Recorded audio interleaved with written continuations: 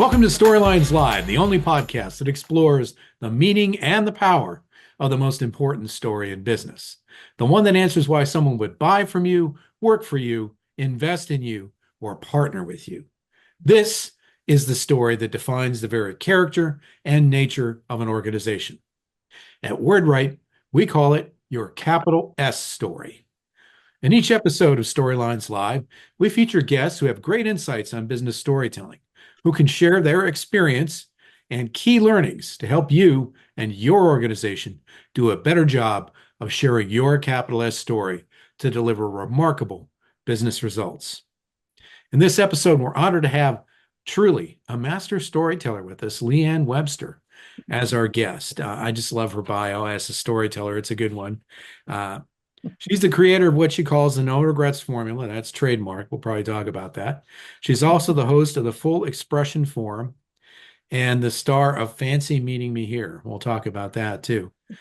Now, she's an attorney, not practicing right now, I imagine. We'll talk about that. She's become an international keynote speaker, a Moth Story Slam winner. Any Moth fans out there? Wow, great storytelling there. She's an entrepreneur with more than 20 years experience in marketing and business development. She's been on national TV numerous times, first on MTV's Remote Control. Since then, she's been on NBC, the Huffington Post, Los Angeles Times, dozens more. She is also an Ironman finisher. If you've ever done an Ironman, you know what counts is, did you finish? And she has. And recently, she summited Mount Kilimanjaro. Wow. Talk about a natural high. LeeAnn, welcome to the Storylines Live podcast. Hi, thank you. I'm super excited to be here, and I'm so excited to talk about stories. It's one of my favorite things in the world to do. Yeah, to do, period. Me too, LeeAnn. Awesome. We're made for each other in terms of this podcast. I always ask guests, is there anything that I missed in going over your bio that you think our audience would benefit from knowing about you? I think the only other like big thing is I've been coaching since 1998, which Wow. is long before many people even knew what the heck a coach was, and I've been able Yes. to weave that into all of my professional experiences. So I think that's probably, yeah. It's one of the most important roles any business leader can have, I think, is to have a coach, someone who can deliver an honest outside perspective. And Yes. yeah. Yes. A Okay. thousand times yes. With no agenda, right? The purest Yes. coaching relationship, because your colleagues, your boss, your Mhm. clients, your everybody, they've got a stake in you in some way staying the way you are, or, Yes. perhaps changing, but they've got a stake in the game. And a coach has a very different, ideally, I can't say they have no stake in the game if there's a client relationship, and they should have Right. little to no stake in the game. Yeah. But they do have a stake in the game, and it's almost always to their benefit. That is the nature of human beings. We're always looking out for ourselves. But as they Mhm. do that, they may not be looking out for what's best for you or the organization, right? Right. Exactly. Exactly. We'll come back to that for sure. Okay. LeeAnn, we're going to talk a lot about stories today. The whole podcast is about stories, but just because we're both in the business of storytelling, it's gonna be deep. But we always like to begin by asking, using our definition of story, the capital S story, that answers those four fundamental questions: why somebody would buy, work for, invest, or partner with you. Which of those four is most important to you today in your journey?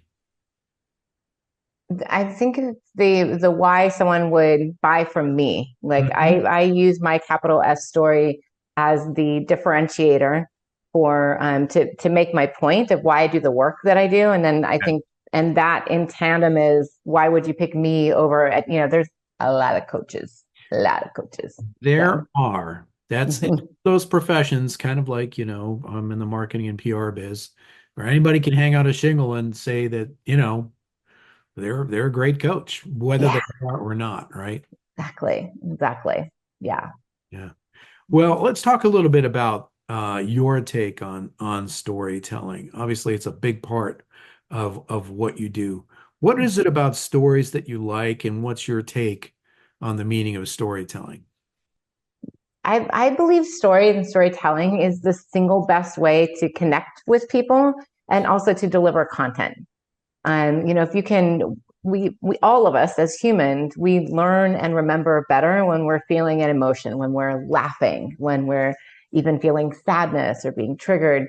And so stories are the way to invite people in and get them to actually feel something, which is just a whole world different. And frankly, it's much more fun than just being like, here is point A, B, and C. That's right. The bullet point slides, right? And the PowerPoint deck. Now, I often say, LeeAnn, that when the first person who figured out how to start a fire on purpose went to tell the second person how to do that, they told a story. Right, right. Now, there's definitely Yeah, no PowerPoint back in those days, but I'm right. pretty confident that it was a compelling narrative that got I, to where I they were bet it going. was. I bet it was. It reminds me of that Maya Angelou quote.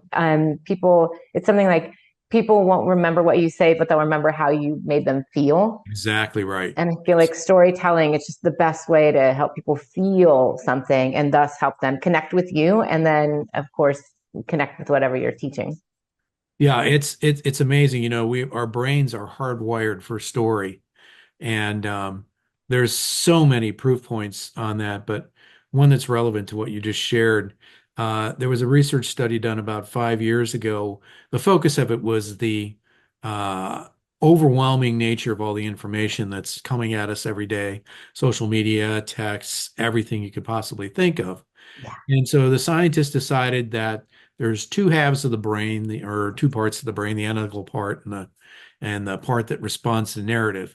And so they were going to assess the impact on the information processing portion of the brain by Mhm. using the storytelling part of the brain as a control. As Okay. like, nothing's going to go on over there because we're rational thinking human beings and everything's going to get processed over here. And when they wired people up, what they discovered was in order to make sense of the overwhelming amount of information, the flow of activity in the brain went into the narrative side of the brain. And that's where people made sense of all the overwhelming Wow. information. Wow. Wow. That's Yeah. incredible. It's Yeah. incredible. We're hardwired for story. Yeah, we are. Speaking of that, you have a rather interesting story that got you to where you are today. Could you share that with our audience, please? Yeah, I'm happy to share it with you. And thank you for the opportunity. 'Cause I love sharing this story. Um, so I don't know if you'll be able to see this, but I my see that. you see Yes. that Your picture? All right. family. Yeah. Yes. So my first memory in life is taking this photo. Oops, I'm 4 years old and with my three brothers. They are 10, 12, and 14 years old at the time. And my parents divorced when I was three. We all went with my father, which was unusual at the time, the early 70s. And my dad wanted a photo of all four of us kids. And so we gathered on that big chair in the living room and we took the photo. And I actually remember taking the photo, even though I'm four, because Mm. I have that big grape sucker in my hand. You can kind of see big grape I can sucker. see that. Yes. And I remember I kept licking the sucker and like screwing up the photo. And my brother Jim was like, damn it, stop it, LeeAnn. And then in that final photo, you can kind of see he's actually gripping my hand. So you're not looking And at so yes. I won't lick my sucker again. So I have a visceral memory of that. And as it turns out, that photo is the last photo taken of all four of us. No. Because 2 weeks after that photo was taken, my brother Daniel, he's the one in the light blue, Yes. on the other side here, he was killed in a car accident. Oh my. And so for most of my life, my family didn't talk about what happened that day. It was March 3rd, 1973. It's a time when kids just like left the house in the morning and had to be home for dinner. We didn't have cell phones. Parents had no idea where their kids were during Yep. the day. Yep. I Very remember. different time. And so the three Webster boys are out running around. They're playing with their friends. It's one of those early spring Saturdays in the Midwest Mhm. that kind of holds the promise of a great summer. And So at the end of the day, Steve decides to come home. Jim and Danny decide they want to go see one more friend before going home. And they take off on their bikes going down a busy main street. Jim is out in front. He sees the car coming. He gets out of the way, and Daniel doesn't see it, and it hits him. Oh my. Just a complete, utter accident. While they wait for the ambulance to come, strangers try to lift the car off of Daniel, and Jim tries to pull him out from underneath, and there's nothing anyone can do. He's dead at the scene, Oh, and our lives will never be the same. And I share that story. I share it today. I share it at the opening of all of my engagements, not to be morbid, not to, be a downer, but just to remind you that life is precious. hmm. And we don't know. No one knew. No one knew that day when we set off that was going to be Danny's last day in this realm. And I believe that those of us who are still here have an opportunity and, dare I say, a responsibility to do everything we can to live life to the fullest. And that's why I've dedicated myself to helping people live with no regrets and no limits, because I want us to just take advantage of the opportunity that we have to create the life that we really want to create. That is just a very touching story, obviously, given the subject matter and the loss of your brother, but it also turned out to be transformational. Immediately, for sure, for reasons of sadness and tragedy, but it led you to do what you do today. Could you share a little bit about that transformation? Yeah. Well, it's something that's kind of course, happened over a lifetime, right? And as I discovered coaching and I just as I've lived my life and gone from, I'm an attorney, well, I'm not going to be an attorney anymore, and I moved out to LA because I wanted to practice entertainment law, and then it's like, I don't want to practice law, and then I got into sales and training and started speaking, and then I discovered coaching, and I've kind of layered on all of these experiences. And, I never ran. I didn't run until I was 40, but I started running, and then I turned into doing marathons, and I started doing Ironman. And, when I kind of looked back over my life, in part to create my one woman show, but even beyond that, I've just always had this sense of living of, I'm going to just take the opportunity. I don't ever want to, Hmm. I don't ever want to say, I wish I would have tried X. And I honestly, I didn't piece it together until a few years ago, probably about 5 years ago. I didn't piece together that connection with Daniel and that kind of spirit that I have. Yet I have felt throughout my life that I'm kind of living for two. Like pregnant women say they're eating for two. Yes. I felt a lot like I'm living for two. So I've had that sense within me. But it probably wasn't until a couple of years ago that I pulled it out in that way and said, oh, that's why I like to take the chances. And that's why I got into coaching. So I want to help people see the opportunities. I want to help people understand the possibilities. Living for two because you're living for your brother as well? Yeah. Yeah. And I feel that like sense of, I get a chance he didn't get. So Yeah. what am I doing? Let's go do it. Let's go try climbing the mountain. I mean, not everyone gets that opportunity. Boy, that's for sure. And one of the things that intrigued me, LeeAnn, about you when we got connected is your willingness to share about this tragic story and to use it as a foundation for what you do. Could you talk just a little bit about that? Because I know from our previous conversations and looking at what you do, that one of your points is that as human beings, when those things happen to us, and they happen to us in different ways, we all have our tragedies, is my point. Mm-hmm. We try and put them away and not really deal with them. Why do Yeah, you think it was different for you? I think that I I think it's been a combination of the factors, right? It's been a combination of factors, and one key factor is through my life, I whenever I've achieved something, I've always been able to pull people along and say, well, oh, you don't have to, um, you can take the bar exam. If I can take the bar exam, you can take the bar exam. Let me show you how. Hmm. If early on when I went to college, I ended up getting independent student status. I kind of separated from my family, and so I didn't want their income to be considered for loans and grants and things like that. And Yeah. not everyone's able to do that. I figured out how to do that, and then I would show other people how to do that. So I've always had this kind of let me help you out. It's actually one of the reasons I even went to law school in the first place was I felt that advocacy role, and I felt that um, don't let the opportunity pass you by, or kind of that take charge mentality. Yeah. And so I felt that through my life, and then I've just been able to incorporate it into really any of the work that I've done in sales, helping you buy a better service, in training, helping you become a better salesperson, in speed dating. I had the largest speed dating company, helping people find love. So Dating. it's like I didn't see that on your resume. you like the resume. It's like how long do I I know. I'm just teasing. I'm how just. many random things can I throw in there?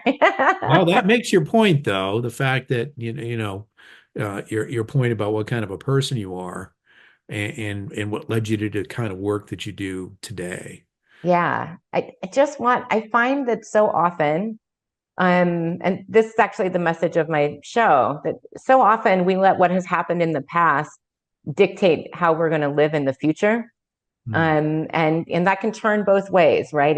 You can do it in a negative way. I'm not enough. I never had enough. I grew up with an alcoholic dad and a bipolar mom, and no one said I love you when I was young. And I could look at it through that lens, Right. or I can look at it through the lens of, okay, I'm scrappy. Mhm. This tragedy happened when I was 4, and the great thing about it is, I learned a lot, and I learned that I was going to need to take care of a lot of things myself. Mhm. And so I like developed these crazy MacGyver skills from a very young age where it's like, give me a band-aid and a paper plate and I will make you a helicopter. Like, it's like so I've been able to pick them up and find the good in them and realize that all of these experiences that I've had, even though some would see them as negative, it's like, no, those are just unique and they're unique to Yeah. me. And that's what makes me unique. And then how can I help others to do that as well? Well, that is wonderful, LeeAnn. And we're going to dig into all of this, folks, when we come back right after this short break.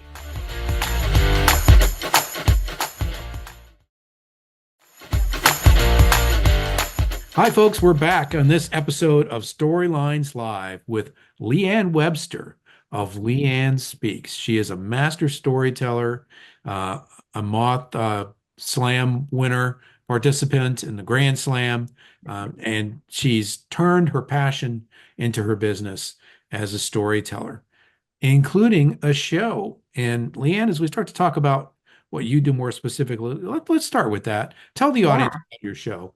sure. Well, first I'll flash my playbill. Anyway, Oh, look at some that. some people anyway. Nancy meeting me here. Yes. It's really the story of my growing up. It starts with that the long form version of the Daniel story, Hmm. and it goes up to about law school, so about early 20s. It's the kind of foundational idea. I like to say it's like uh, Little Miss Sunshine meets the pursuit of happiness.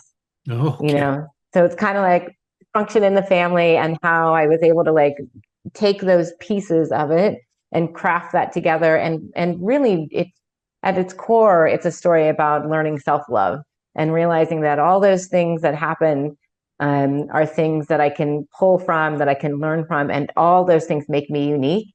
And if I can, my journey has really been to truly love and embrace all those pieces and say, yeah, let me find strength from it, and then create what I want to create. So maybe this will appear to you as a trick question. I'll just throw that out. But did you write the show for yourself or did you write it for an audience or both? I mean, was it cathartic in a sense? Oh my God, it was the personal healing workshop that I didn't know I needed.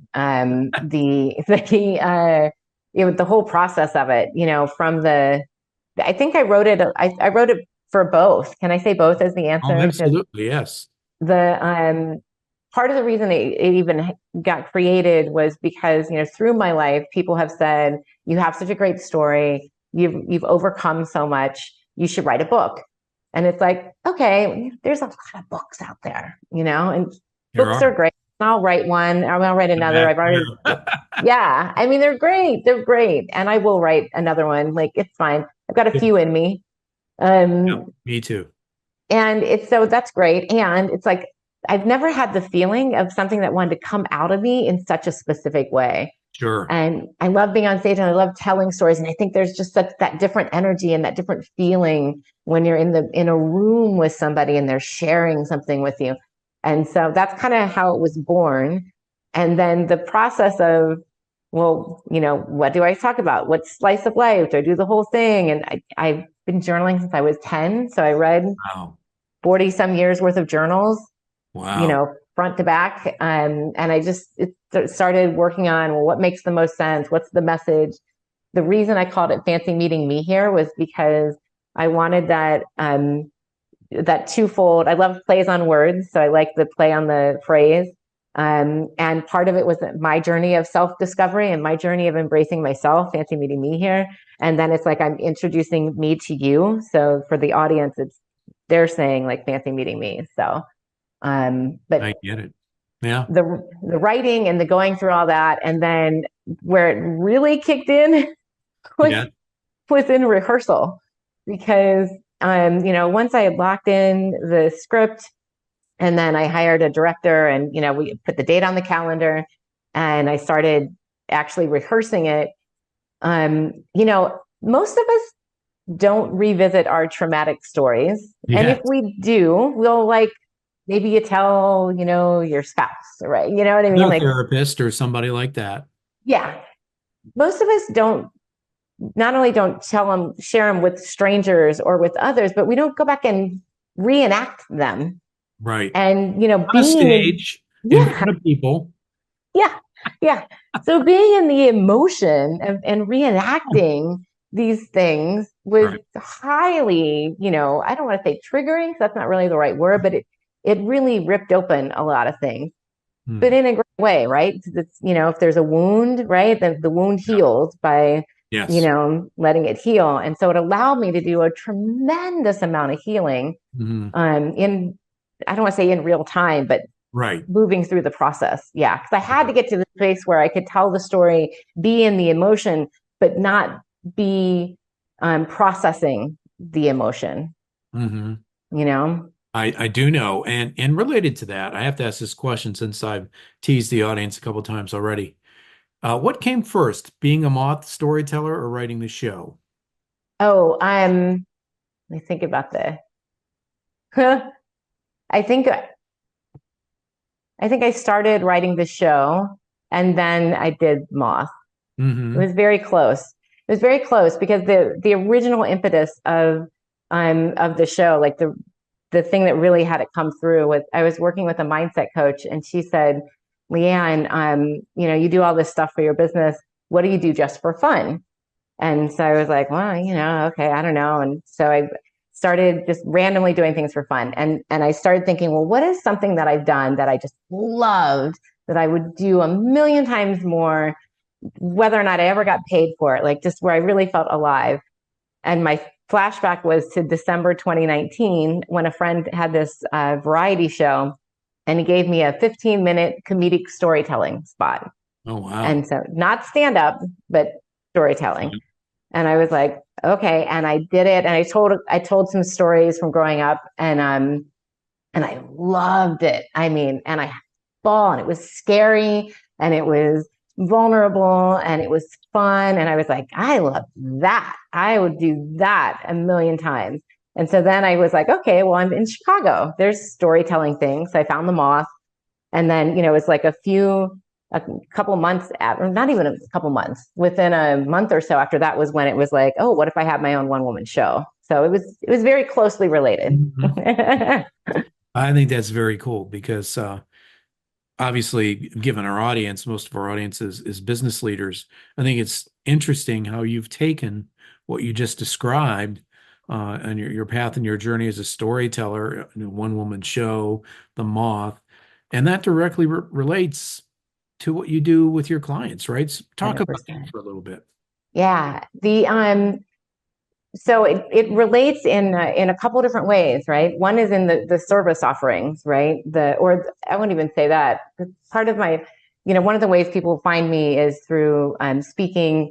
Hmm. I do keynote speaking, and I tell a lot of stories in my keynote, as a way to engage people and keep them interested and all of that.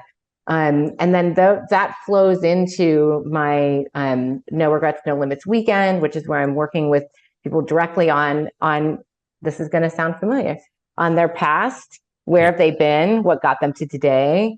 Who are they today? And then who do they want to be? And it's kind of like leveraging all of that and all of the currency there to like create what you want to create. And so it flows through all my services, and then it flows also through just how I show up in the world and how people get drawn in.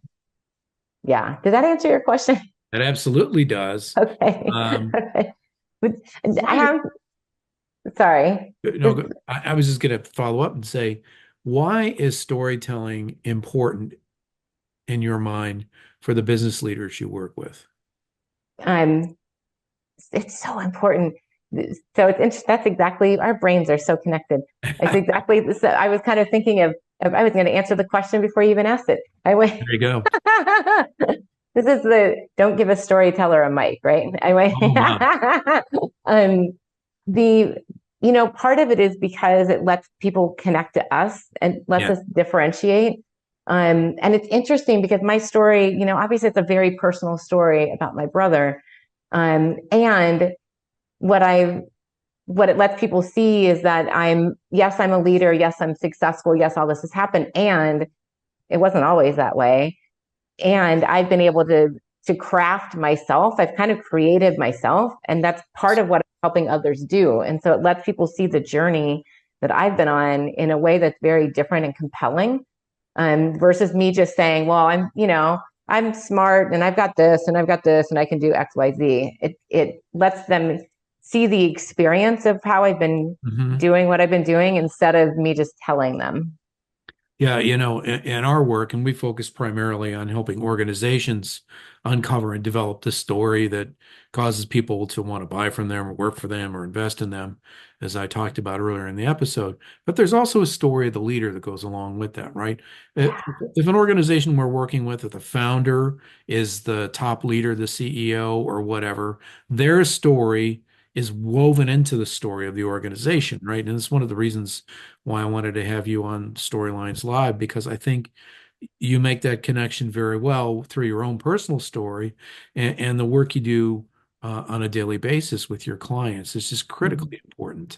But I have Yeah. to ask you, while you're helping all these folks, what gives you the most enjoyment, LeeAnn, in the work that you do? The I love it when my term for it is when I see a light turn on. And that's kind of how I visualize what I do, is that Yeah. I'm helping people turn their lights on to see things in a different way, Hmm. to view themselves, their circumstance, the prospects of their life in a different way. And so one visual I have for it is I'm old school. So like when we go to concerts, we used to go to the concerts and you'd have the lighter. Lighter. Oh, Now yes. you do your phone, I guess. But and you look around and there'd be thousands of people with the lights on. Yes. And that's what I view as my kind of work in the world, is to help people turn their lights on. And it thrills me to no end when someone says, I did something different, or I, made a change in path, or I took a chance I didn't think I was going to take, or I did something because of your message. Oh, that's awesome. To give the audience a sense of that, can you share a success story of somebody you've worked with? Sure, absolutely.